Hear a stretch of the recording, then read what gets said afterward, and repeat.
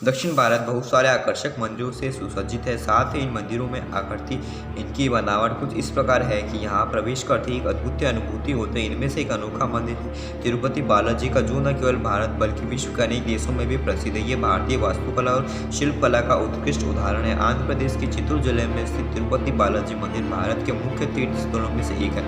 इसका वास्तविक नाम श्री वेंकटेश्वर मंदिर है, क्योंकि यहाँ पर भगवान वेंकटेश्वर विराजमान है, जो स्वयं भगवान विष्णु है। ये प्राचीन मंदिर तिरुपति पहाड़ की 7वीं चोटी, जिसे वेंकटचला के नाम से जाना जाता है, पर स्थित है। ऐसी मान्यता है कि पहाड़ी के स्वामित्व के कारण भगवान विष्णु को भगवान वेंकटेश्वर कहा गया है। तिरुपति बालाजी की शिल्पकला तो अद्भुत है ही, साथ ही इस मंदिर के विषय में कुछ ऐसे आश्चर्यजनक तथ्य और रहस्य हैं जिन्हें जानकर आप स्वयं भगवान वेंकटेश्वर के दर्शन के लिए इच्छुक हो जाएंगे।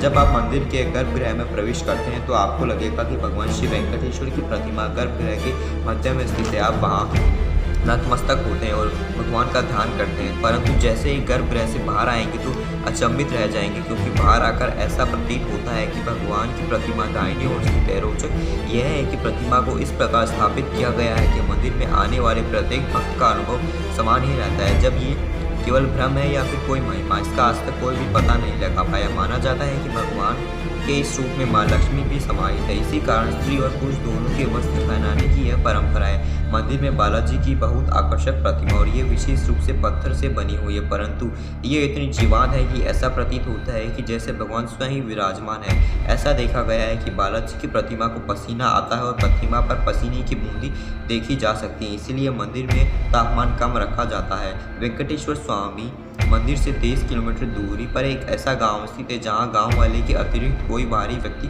प्रवेश नहीं कर सकता। यहाँ के लोग बहुत ही अनुशासित और नियमों का पालन करते हैं।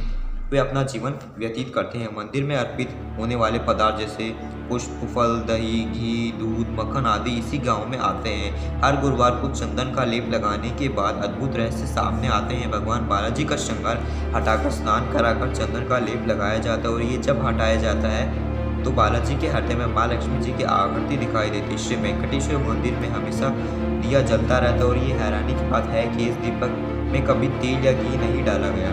यहाँ तक कि ये भी नहीं पता कि सबसे पहले इस दीपक को कब और किसने जलाया। पचाई कपूर वेंकटेश्वर पर लगाया जाता है। इस कपूर के बारे में ये कहा जाता है कि ये किसी भी पत्थर पर लगाया जाता है तो पत्थर में दरारें पड़ जाती हैं, लेकिन भगवान बालाजी की प्रतिमा पर इस पचाई कपूर को कोई फर्क नहीं पड़ता। कहा जाता है कि भगवान वेंकटेश्वर के केश असली हैं, जो कभी उलझते नहीं और हमेशा मुलायम रहते हैं। ये अचंभा है कि प्रतिमा पर लगे बाल असली कैसे हो सकते हैं। भगवान वेंकटेश्वर की प्रतिमा पर कान लगाकर सुने तो समुद्र की लहरों की ध्वनि सुनाई देती है। ऐसा भी कहा जाता है कि भगवान की प्रतिमा सदैव नम रहती है।